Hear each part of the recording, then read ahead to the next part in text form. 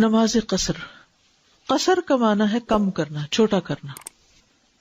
قصر کے معنی 4 رکعت والی نماز کا سفر میں 2 رکعت ہو جانا. نماز قصر کی مشروعیت کیا ہے، یعنی اس کی دلیل کیا ہے؟ قرآن مجید میں آتا ہے وَإِذَا ضَرَبْتُمْ فِي الْأَرْضِ فَلَيْسَ عَلَيْكُمْ جُنَاحٌ أَن تَقْصُرُوا مِنَ الصَّلَاةِ إِنْ خِفْتُمْ أَن يَفْتِنَكُمُ الَّذِينَ كَفَرُوا إِنَّ الْكَافِرِينَ كَانُوا لَكُمْ عَدُوًّا مُبِينًا. اور جب تم زمین میں سفر کرو تو تم پر کوئی گناہ نہیں کہ نماز کچھ کم کر لو، اگر ڈرو کہ تمہیں وہ لوگ فتنے میں ڈال دیں گے جنہوں نے کفر کیا، بے شک کافر ہمیشہ سے تمہارے کھلے دشمن ہیں. تو ابتدائی طور پر نبی صلی اللہ علیہ وسلم کے تقریباً جتنے بھی سفر تھے وہ سب کون سے سفر تھے؟ جنگی سفر تھے. تو اس وجہ سے یہاں خاص طور پر اگر تم ڈرو کہ وہ فتنے میں ڈال دیں گے تمہیں، تو ابتدائی طور پر قصر کا حکم نماز خوف کے ساتھ ملا کر ہی آیا ہے. لیکن نبی صلی اللہ علیہ وسلم کی سنت سے ہمیں پتہ چلتا ہے کہ آپ نے خوف کے علاوہ بھی امن کی حالت میں بھی قصر کی ہے.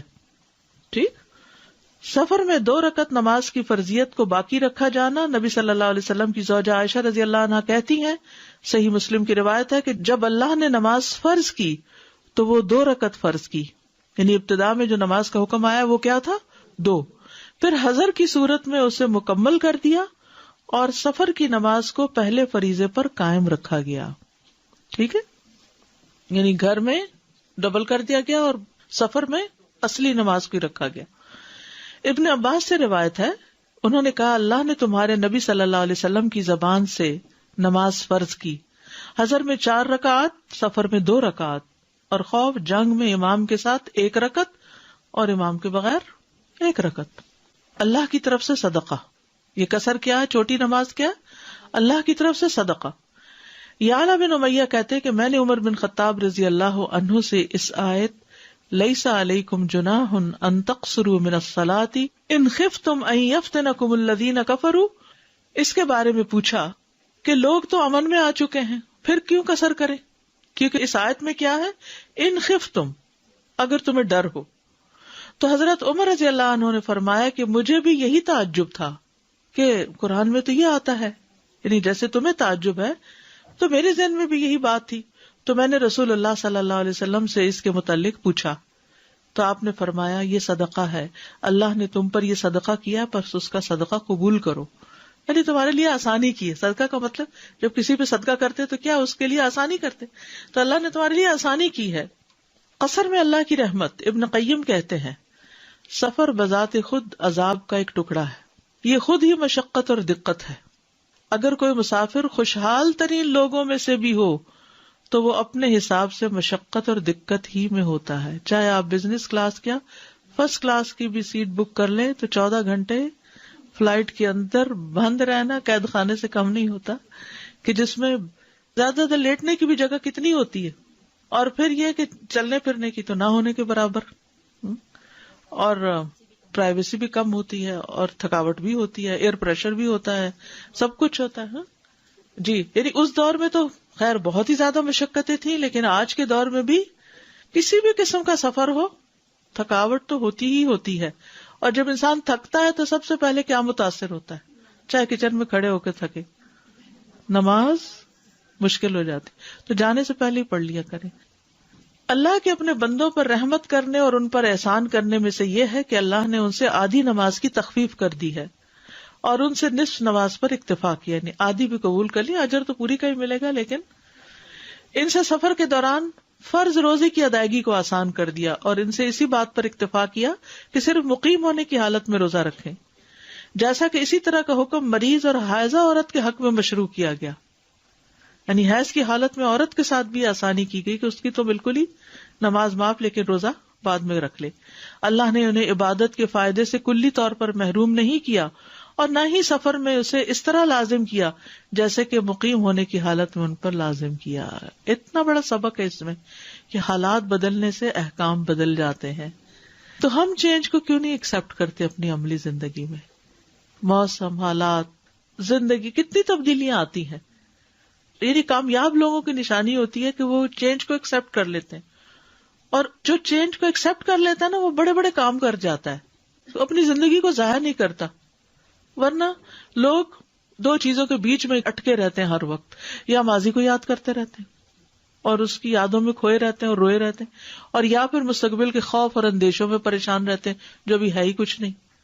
اور جو آج کا حال ہے اور جو آج نعمتیں ملی ہیں وہ نظر بھی نہیں آتی، سامنے رکھی نظر نہیں آتی. تو اس کیفیت سے نکلنے کی ضرورت ہے ہم سب کو.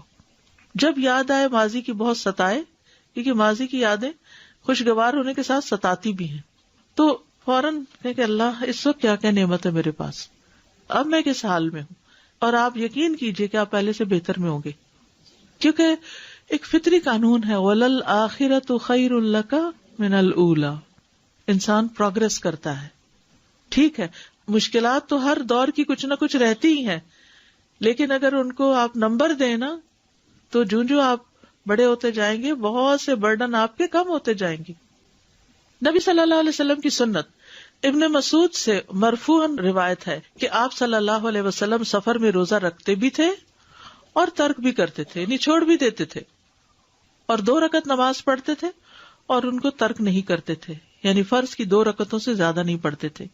نبی صلی اللہ علیہ وسلم کا ہمیشہ سفر میں قصر نماز پڑھنا، ہمیشہ، چھوٹا سفر تھا یا بڑا، ہمیشہ آپ نے اپنے قیام کی جگہ سے باہر قصر ہی کی ہے. یہ اصول اب یاد رکھیے کیونکہ اس پر آگے کے احکام بیس کریں گے. نبی صلی اللہ علیہ وسلم نے اپنے تمام سفروں میں نماز قصر کی ہے. آپ سے کبھی یہ ثابت نہیں ہوا کہ آپ نے سفر میں مکمل نماز ادا کی ہو. ابن عباس بیان کرتے کہ ہم مکہ اور مدینہ کے درمیان رسول اللہ صلی اللہ علیہ وسلم کے ساتھ سفر کر رہے تھے. ہمیں اللہ عز و جل کے سوا کسی کا خوف نہ تھا، مگر ہم رباعی نماز کو 2 رکعت پڑھتے تھے.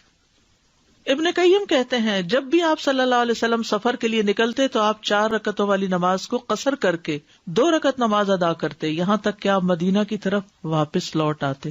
نکلنے سے لے کر واپس آنے تک مسلسل قصر ہوتی. آپ سے یہ ثابت نہیں کہ آپ نے 4 رکعت والی نماز کو اپنے سفر میں کبھی بھی مکمل ادا کیا ہو. شیخ ابن عثیمین کہتے ہیں کہ بعض اہل علم کا کہنا ہے کہ سفر میں مکمل نماز پڑھنا مکروہ ہے، کیونکہ ایسا کرنا نبی صلی اللہ علیہ وسلم کی مسلسل اور دائمی سیرت کے برعکس ہے. رسول اللہ صلی اللہ علیہ وسلم نے کبھی بھی کسی سفر میں مکمل نماز ادا نہیں کی، اور آپ نے فرمایا ایسے نماز پڑھا کرو جیسے مجھے پڑھتے ہوئے دیکھتے ہو. شیخ الاسلام ابن تیمیہ نے اسی قول کو اختیار کیا، یعنی وہ بھی یہی بات کہتے ہیں، اور یہ مضبوط قول ہے، بلکہ شاید تمام اقوال سے زیادہ قوی ہے. یعنی یہ بات ایسے ہی ہے، اس میں کوئی شک والی نہیں، کوئی دوسری بات ہی نہیں کہ کوئی کہے کہ آپ نے فلاں اتنے دن کے سفر پر تو قصر نہیں کی. نہیں، سب سفروں میں قصر کی. اب جیسے تبوک کا سفر کافی دن کا تھا، سارا وقت قصر کی آپ نے، اور اسی طرح حج کا سفر شاید 19 دن کا تھا، سارا وقت قصر کی. اب خلفائے راشدین کی کیا سنت ہے، نبی صلی اللہ علیہ وسلم کے بعد صحابہ نے کیا کیا. ابن عمر سے روایت ہے، انہوں نے کہا میں رسول اللہ صلی اللہ علیہ وسلم کی صحبت میں رہا ہوں، آپ سفر میں 2 رکعت سے زیادہ نماز نہیں پڑھتے تھے. اسی طرح ابو بکر، عمر اور عثمان رضی اللہ عنہم بھی 2 رکعت سے زیادہ نماز ادا نہیں کرتے تھے. ابن سمت بیان کرتے ہیں میں نے عمر بن خطاب رضی اللہ عنہ کو ذوالحلیفہ کے مقام پر 2 رکعت پڑھتے دیکھا ہے. ذوالحلیفہ جہاں ابیار علی ہے نا، عمرے کے لیے احرام باندھتے ہیں مدینہ سے نکلتے ہوئے، اس جگہ. تو میں نے ان سے اس کے بارے میں پوچھا تو انہوں نے فرمایا میں تو اسی طرح کرتا ہوں جس طرح میں نے رسول اللہ صلی اللہ علیہ وسلم کو کرتے ہوئے دیکھا ہے. اور سنن نسائی کی روایت ہے. صحابہ کا قصر کو ترجیح دینا. عبد الرحمن بن یزید سے روایت ہے، انہوں نے کہا کہ ہمیں عثمان بن عفان نے منا میں 4 رکعتیں پڑھائیں. جب اس کا ذکر عبداللہ بن مسعود سے کیا گیا تو انہوں نے انا للہ و انا الیہ راجعون پڑھا اور فرمایا میں نے رسول اللہ صلی اللہ علیہ وسلم کے ساتھ منا میں 2 رکعتیں پڑھی، ابو بکر کے ساتھ منا میں 2 رکعتیں پڑھی، عمر بن خطاب کے ساتھ بھی منا میں 2 رکعتیں پڑھی. کاش 4 رکعتوں کی بجائے میرے حصے میں وہی 2 رکعتیں آئیں جو اللہ کے یہاں مقبول ہوں. یعنی اصل بات کیا ہے؟ اللہ کی اطاعت اور نبی صلی اللہ علیہ وسلم کی سنت، اللہ کی اطاعت.